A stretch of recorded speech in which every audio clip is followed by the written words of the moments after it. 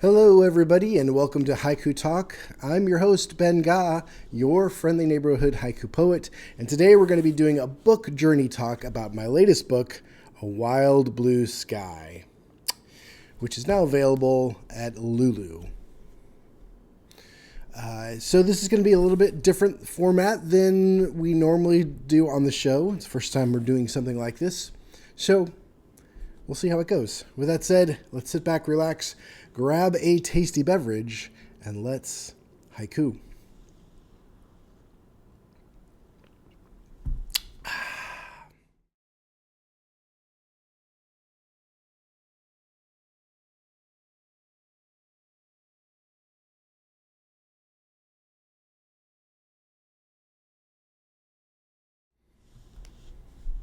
Welcome back, everybody. It's good to be with you for another episode of Haiku Talk, and a unique episode of Haiku Talk because we're talking about this book here, A Wild Blue Sky, which is my latest collection of haiku and sunru. It's my 7th collection, and this time around, I decided to do a self-publish book. And why did I decide to do it this time around? As all my previous 6 collections, I looked and found people to submit the manuscript to. Cross my fingers, hopefully you'd get an acceptance. Then you get the acceptance, you sign some sort of a contract, and then begin working on the book. And sometimes that can be a lot of hands-on. Sometimes that could be hands-off completely. Sometimes there's some tweaks to the manuscript. Sometimes there aren't. Sometimes it can take a long time before things get published, and sometimes it happens very quickly. All depends on the process. And I've done an ebook. I've done different types of normal print books. I've done a weird wooden Jacob's Ladder limited edition handmade kind of book with a really cool book designer here in St. Louis. So I've done a lot of different types of experiences, and this time around, I wanted to try the self-publish route. I figured, hey, I'm not getting started. I'm not trying to push out things that haven't been published yet. I'm not trying to make a name for myself. I've got over 1,400 poems published. I'm at a point where, I've got a lot of good stuff, and everyone but one of the poems in this book has been published. So, it's good material, and I just kind of wanted to do something different. Coming out of the dark time that started in 2020, we had the pandemic. I went through a divorce. I lost my mom in 2022. A lot of change, a lot of life changes and stuff happened to me, I would say, in the latter half of my 40s, going into being 50 early next year. And I just sort of I'd been thinking about it off and on since the beginning of this year, like it's kind of time to do a book. And when I wrote the title track to this one with the poem with the wild blue sky in it, which is, I'll just read that to you, which is the very first poem in the book. City Park, through the trees, a wild blue sky. City Park, through the trees, a wild blue sky. When I wrote that poem and had that line of wild blue sky, I knew I had a title. And I just started to okay, it's time. It's time to do this book. How do I do it? So I was already starting to feel out, to look from publishers. And when I do that, I will start my Google searches wide to look for publishers that are doing full-length books, because I felt like I wanted to do another full-length collection, not do a chapbook. And so who are independent publishers that are publishing full-length collections that are unsolicited, that aren't part of a contest, and you start your search there, and then you start narrowing things down as you got a list of publishers that you pull up, and you just start going and looking at them one by one to see, okay, do you think they might do haiku? Might be interested in doing a haiku book? And I do look for publishers outside of the haiku community, because it's kind of cool when you can hook one of those, because it's kind of a win-win for a lot of people. One, I found, like half of my books have been published by non-haiku presses. Those people were thrilled to get well, first of all, to discover the good stuff, the good haiku, the things that aren't just 575 jokey stuff. And then they're like, we can do things with a haiku that we aren't able to do with other books, like make a Jacob's Ladder or work with calligraphy or do some fun things. So it's cool when you can find that. And then I also looked at publishers that are within our community. I know that Cuttlefish Books has got, they're open for submissions right now for books. I think it's 65 to 100 poems in there. So I saw that and I'm like, okay, I'm going to start thinking about, like, that's kind of my cap, about 100 poems. And I started this in about September. So this is way before, like, right now that I'm doing this talk. And so I started putting things together. And what I usually do to put a book together is I'll start at the, I'll take my document of published poems, because I have a document of the published poems, which has the whole poem as well as the byline, where it was published and what the date is. And to open another text file, and I just start taking poems that speak to me. Now I got a lot of poems in there, and I start with the kind of the newest ones because I've done books before. It's not my first one. So I'm looking for things that, like, speak to me, things that I get excited about, poems that for whatever reason, these are the ones that are speaking to me now. And I just start building out this long spreadsheet, or long Word document or text document of poems. And every time I take one from my list of published poems and move it over to the other document, I'll put another little byline underneath the printed one to know that, okay, this is a candidate for a new book title or new book, so that later when I go back to that main list, I don't have to double track and, make another note that this is in this book. And, I'm doing the work as I go. And so I build up this list. And, most of the poems in this book are in the last couple years. So, things that I've written since One Note Moon, which came out in Brooks Books in 2023, which is a wonderful chapbook, to a little bit earlier. But then these also, as you go down the list, and I'm looking back in time, I'm finding some of these other poems in there that I've really liked, but just hadn't found a home on another manuscript. And so I'm starting to populate this big list. And then when that's done, then again, I got about 100 poems here or more, because it's always good to have a little bit more that you can kind of trim back. And I just started working on that list, and it, started cycling through what poems make sense. And then I start to look at poems, what kind of things kind of look good grouped together. Where's kind of a flow of poems here? What's a good intro? What's a good, how do they build off one another?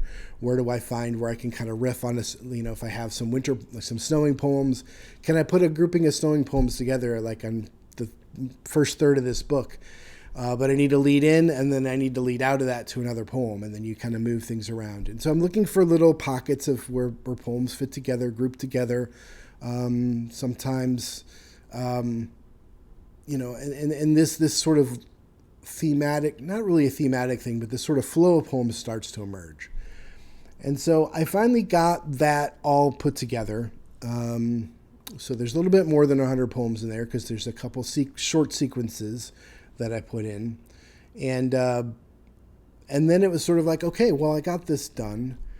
I want to just transfer it to I use a Mac, so I took Apple Pages. I just copied that and put it into Apple Pages and tried to figure out, okay, well, how many poems do I want on a page? And let's start to look at things that way. And so I decided for this book, I want one poem on a page. And the way that they go, they kind of alternate. On one side, ooh, it's so bright. On one side, oh, you can't even see that. Anyway, they alternate with up, or I should say up, down, up, down, up, down, up, down. So they're always on the same side, the same spot on the gatefold, but they alternate. Just a little bit of a variance there. And so if you're thumbing on your book, you can put your thumbs in the right spot, and it's easy to turn the pages. So I started to build that out in a Apple Pages document. And when I went to find to open up to a new document, one of the documents they had was like book.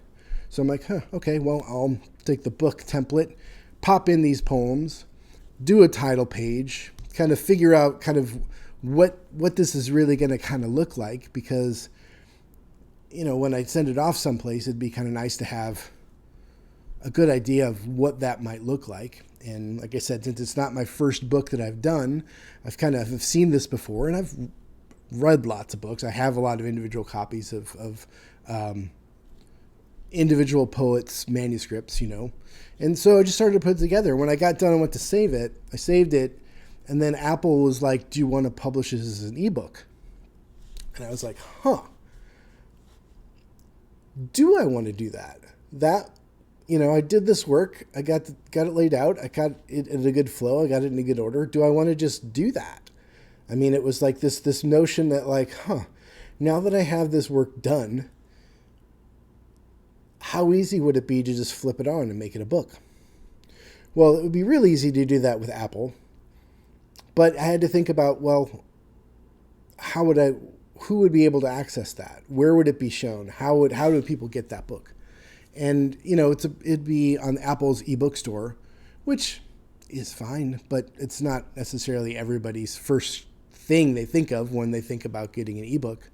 And so I was like, no, I don't know if I want to do that. But while I'm doing this, let me just make a quick cover really quickly. Do I have any pictures that I've taken or anything that looks like a good cover shot? So I just started to kind of build this book really quickly. I kind of got caught up in the flow of this, and with just the whole notion of I got an idea, I want to do something, let's do it. It's kind of like how I started this YouTube channel. I got an idea, let me just open up my laptop and let's just do it. Let's see what happens. And that's sort of kind of a thing that I've taken on to myself especially since my my divorce and during the pandemic. It was a good time for me to really think about who am I? How do I, Ben, do things? What is it that I like to do? How do I organize my time? How do I organize my days? And so I got into doing things myself, got into camping, got all my camping gear. What do I need? What does Ben need? What does he want? You start to go through these exercises to learn about yourself and what you need and what you want to do. And then you go out and you do it and you learn and you try and you trial and error and you figure things out. And I really enjoy that thing right now where if I got an idea, I can just kind of sit down, figure it out and just do it and then see how it goes. And so this fits in very nicely with that sort of mindset, this post-pandemic, post-divorce mindset of mine. It's just, let's just do it. Let's see what it's like. Now, I don't think, and in the process, I made up a little publishing company name for myself called Octopus Hearts Press, which is a riff off of my Octopus Hearts poem, which is available in One Note Moon. Still available at Brooks Books right up there. Great little book. Highly recommend it.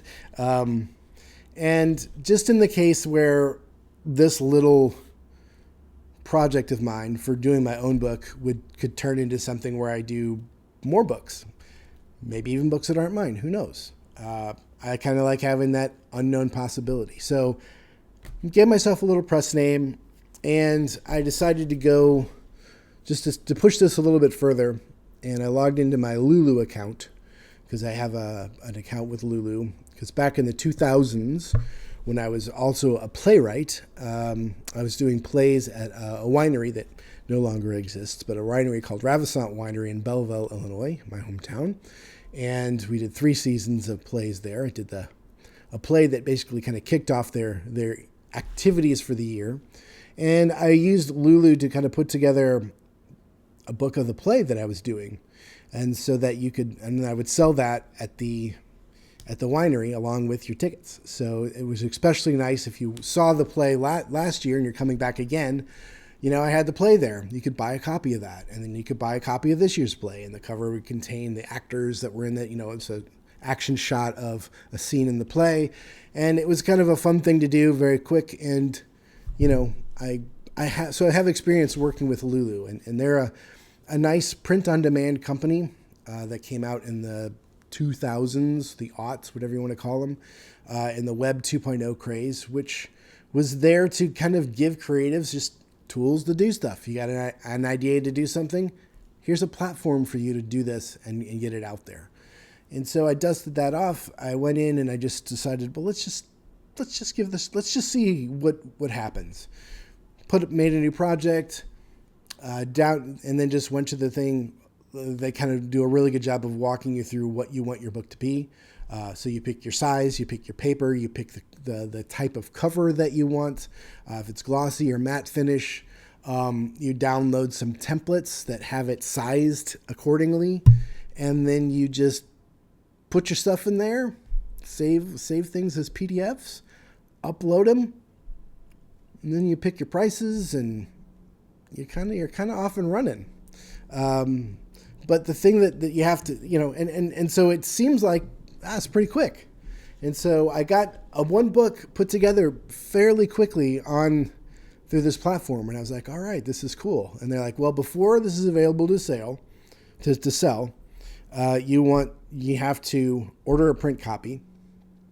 And when you order a print copy, you have to wait for that print copy to get there. Then you review the print copy, and then if you approve it, then they can be available to sell. And then there's another process to go through their global distribution network, that gets it on Amazon and all those .com websites, which is a whole other approval process that happens through them, not through Lulu. And so that's kind of the step that I'm in right now. I'm waiting for global approval because the first time I submitted through, I got rejected because the text on the spine of the book was too big. They said it was too big, so I had to shorten that up a little bit. But being the kind of craftsman that I am with my own poems and doing a lot of drafts, I'm currently on the 6th draft of my book to get it out to global distribution. So if you're ordering a book right now on Lulu, it would be the copy with the spine of the book is still a little bit big, and so it's there are variants of my book that are out there in the wild, which is kind of fun. So some of you might have a collector's item because it's an earlier edition of a book, earlier like 1.0, 2.0, 3.0, or 2.5, 3.5, however you want to look at it.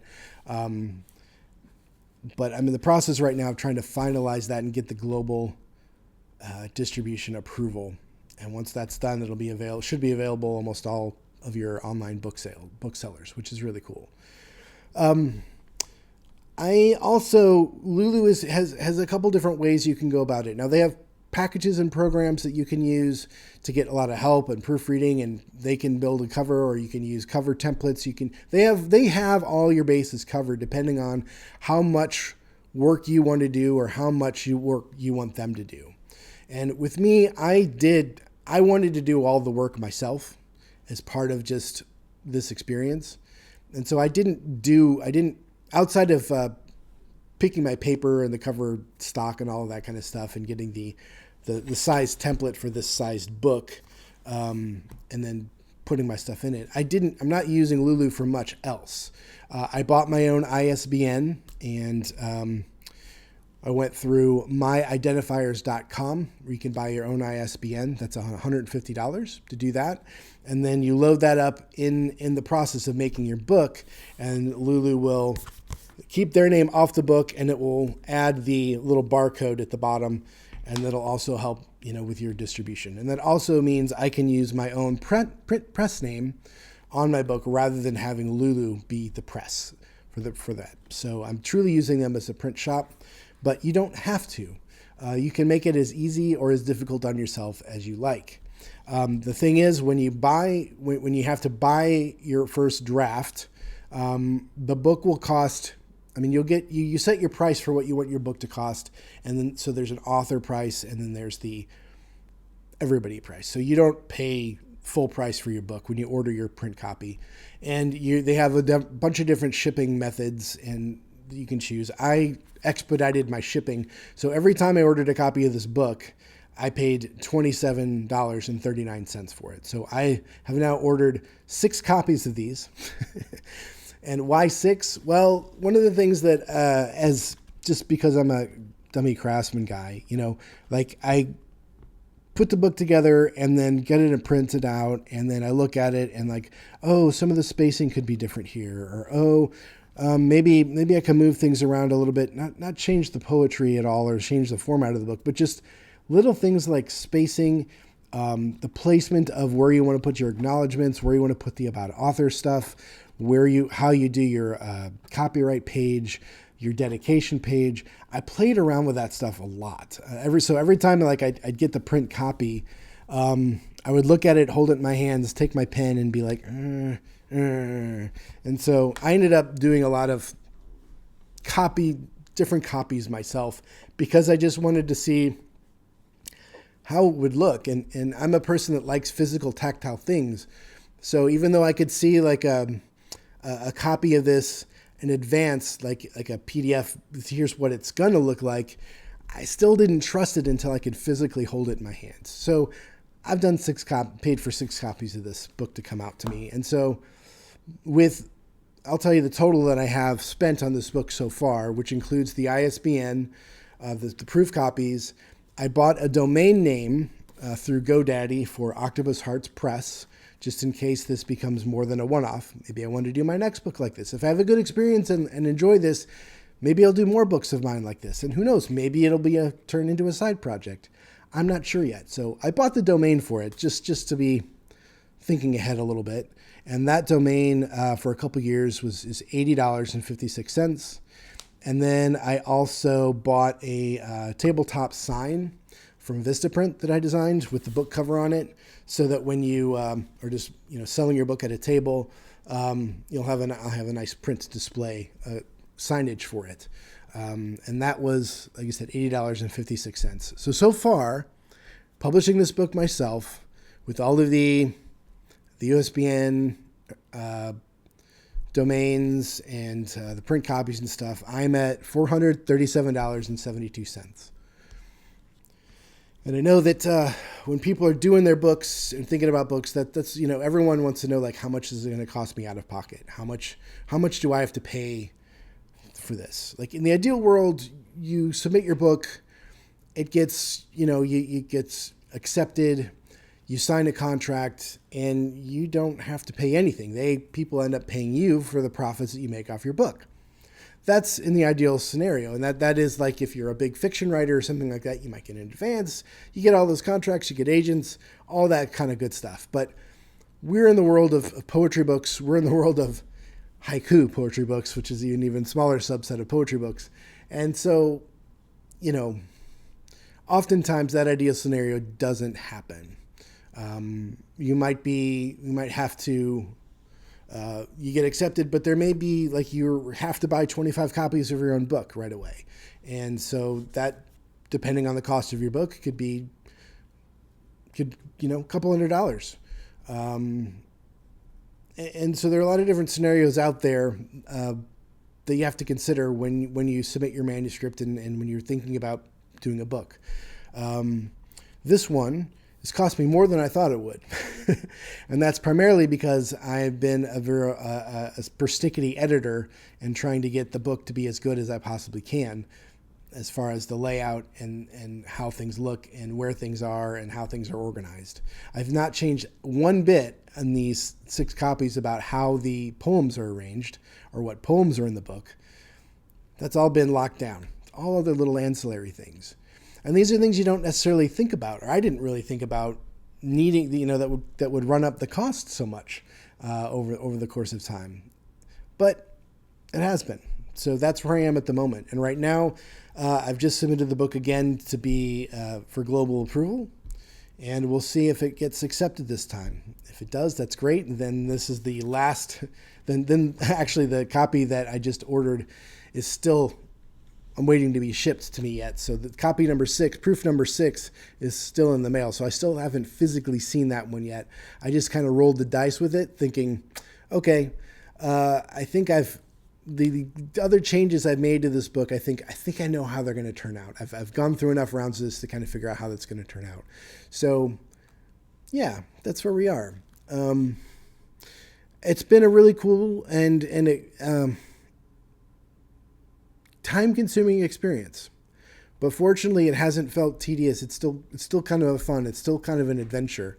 And I did actually post that it is for sale last week, even though I still have a variant that hasn't been approved yet, because I just kind of got tired of waiting for that finish line to come, knowing that the changes that are still going to happen are still kind of cosmetic, and it's okay if there's a couple different versions of this out there. The body of the poems is the same.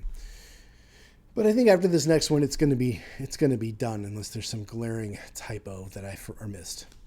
But you know what? As being a consumer of books over the years, there are a number of books that I have typos, that have problems, and little bits here and there don't align, or there's weird quirks and stuff. So I know that if you're doing a book for yourself, you give yourself a little bit of grace, because even the big publishing companies mess things up a little bit here and there, and it's okay. I think the overall outcome is, does the book look good? Does it feel good in your hand? Does the poems read well? Is it easy? Is the font easy to read? And for me, I was really looking forward to keeping the price low. So in the U.S., in most places, this is going to cost you about $12. We'll see once things get out globally, distributing wise, if my price that I put out in the book holds, or if there's another markup, like Amazon does a markup, or other sites do a markup that are out of my control. I know already my margins for the book, my sales for the book will be really small if ordered anywhere outside of Lulu. So, if you want to support me, buy through Lulu, or if you're able to see me in person and get a copy that way, that would be great too. I'm not going to be having copies here that I mail to people. I'm not going to be doing that. You're going to want to buy your book online. If I see you in person at an event, at a reading, or I will have in the St. Louis area, I will have a book launch for this, some sort of night at a coffee house or a pub. I'll do a reading and a signing, that sort of thing. But otherwise, it'll all be online. And that's kind of how I want it. I don't want to have stacks of book here that I have to go to deal with the mail, licking stamps and mailing things out. Some people like to do that. They're okay with doing that. Not me. I like all the e-commerce stuff is great. And another nice thing about Lulu, again, they're a print-on-demand company. So that means there's not going to be a big volume, a warehouse of your books that are published just sitting there, not being sold. They only print what's sold. So that's kind of cool. And they've been around for a while too. And so like those early plays that I've done through them, they're still available, which is pretty cool. Because one of the things that can happen, especially if you go through a small press, is there's no guarantee that press is going to be around forever. And if a press folds, then your book can disappear with it. You can get your rights to your book, and you can maybe have somebody else do another pressing of it for you. Or I guess I could maybe do it myself through Lulu if I could figure that out, if I want to figure that out. But sometimes books you've got, they will never be sold again. So they become rare collector's items. That's happened to me. And this time around, again, it was another reason why let's try this. Let's try this Lulu thing and see how it goes. And so far, that's just kind of where the momentum has built. And I don't know if this is the right kind of format for you, or it might be the right kind of thing to explore. But it will have just some other little book advice, I guess, as someone now that has several books out. One, don't rush your first book. If you don't have a book out yet, don't rush it. Wait till you have a good collection of poems that are good and solid before you start sending them out to places.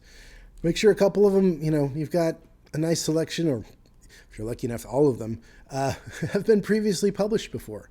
If you're sending to a press, especially one outside of the haiku community, and you have a good,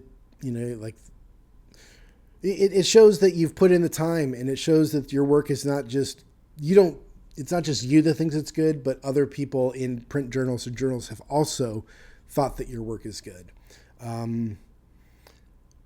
and just be patient with it, and try to put together the best collection of things that you can. If you want to go with the theme, go with the theme. If you don't want to go with the theme, you don't have to go with the theme. There's no right or wrong way to do any of that stuff. Kind of figure out what makes sense for the work that you have. And pick, like I will say, pick strong work. If you have a lot of work that hasn't been published yet and it's just a way for you to try to get it out there, maybe that's not the best idea. Because maybe that work, as you get away from it, might not be as strong as you think. Go for the strong stuff. Go for the stuff that speaks to you, that resonates to you, that like, yeah, this is a good piece. This is a good piece. And also don't feel like you have to put everything into a book. Because hopefully you do one and it's not the only book you do. You'll do more. And so you don't have to make it just try to make it the biggest, greatest hits album of all time. Make sure the poems kind of speak to one another, that they kind of make sense around each other, that there's sort of a flow to the poems in the book. Like when you want to pick up and read a book, what kind of things do you like? How do you like the poems to go through? Like when I sit down, I like just page one, I just go right on through start from the beginning and keep going to the end. But I also want to say that I was watching a talk with Rick Rubin online the other day, and he was saying, advice is, the advice you get from people is advice that makes sense to the person giving you the advice. Everybody's journey is their own. And I'm telling you what worked for me. I'm telling you the kind of guidelines and criteria that I put together for myself. But that may not be how things work for you. That may not be how things find momentum for you. That may not be how you want to put something together. You can find a completely different approach, a completely different way of doing things, and find a great success with it. And then when somebody comes to ask you for your advice, you're gonna tell your story. And so be mindful of that as well. I'm here talking about my experience putting this book together. And, you might not need 6 proof copies. You might not want to buy an ISBN. You might be fine having Lulu be the press on your book. You may not ever need to buy a domain name for anything. You may never want to buy a sign, tabletop sign.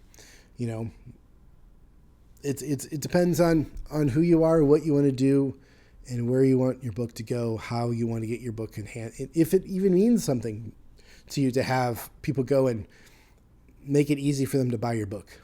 If you might not really care, it might not be about people buying your book. It might just be about you having a book for yourself. And it might be just a personal thing you're trying to do to achieve for yourself. It's totally cool. It's totally all right. Totally valid. I'm still I'm still excited to see how this unfolds for me, to see how it ends up. Looking forward to that final copy in the mail. It should get here hopefully at the end of the week. And, seeing how this moves going forward. I will say that it is good. It feels good. It's exciting. It's been something I've looked forward to and been thrilled to look at. It's been nice seeing copies of these things like lying around my place, having my girlfriend carry one with her and, seeing it at her spot too. She took it to jury duty. People ask her about it, and it's kind of fun. It's got these when you're in a project like that, it's got an energy to it, and it's exciting, and it's still very exciting for me. It hasn't been, like I said, a burden or something that I've dreaded. Now, like, I'm just hoping this last copy is the last copy, because I don't want to spend too much more money on this book before I'm buying my own copies to have a release party. So I have my own copies on hand to sell, but that'll be a whole other expense. And it's going to take a long time, if ever, to make money back on my investment, which is another thing you have to think about, is that if you're looking to do this to make money or to break even, rethink why you're doing this, because that's going to be a difficult thing to do. Not impossible, but a difficult thing to do. And I totally get why publishers, charge what they do for books. A lot goes into what they do. There's a lot of the business side of doing this that goes into making one of these books, especially if they're doing a lot of help with you of trying to put together the collection. I see a lot of people thanking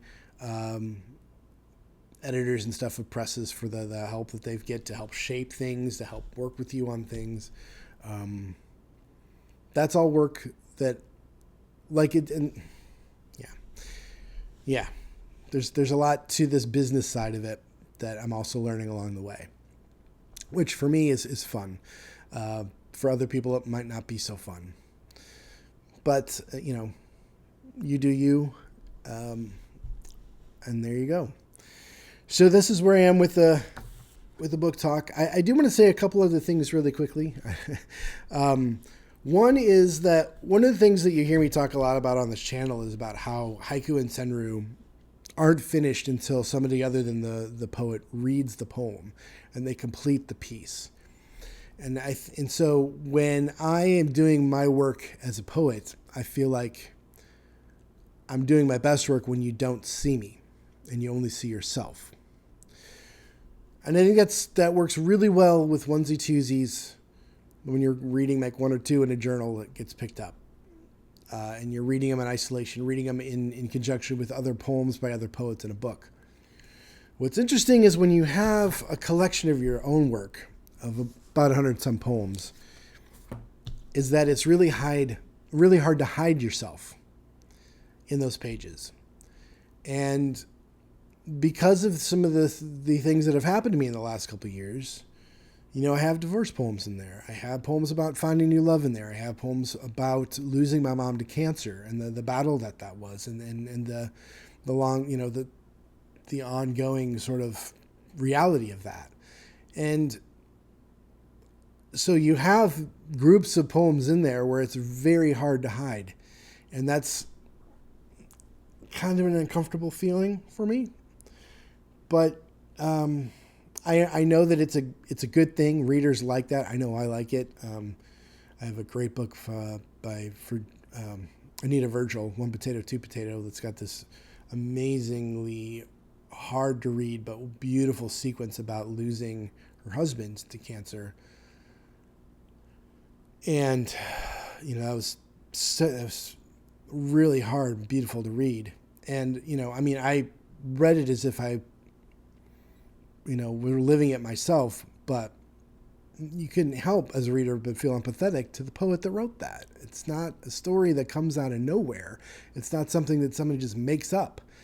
And so, I dedicate this book to aging and the idea that, all of the good things that happen to you and to people and from people, as well as all the bad things that happen to you, both to you with people and from people, are kind of both equal gifts. And so there's a lot of me in this book that's just there on the page.